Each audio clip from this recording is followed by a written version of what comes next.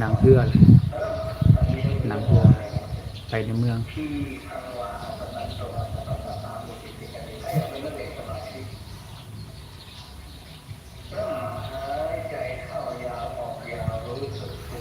ทางทิศตะวันตกก็มีไดปัดน้ำ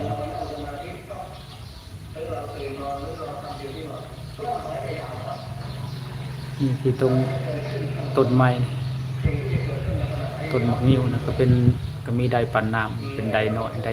11ปัดน้ำขึ้นไปเซนูนขึ้นไปเทิงนูนบ้านนูนบ้านแล้วก็ใช้น้ำเป็นทำแถวข้างบ้าน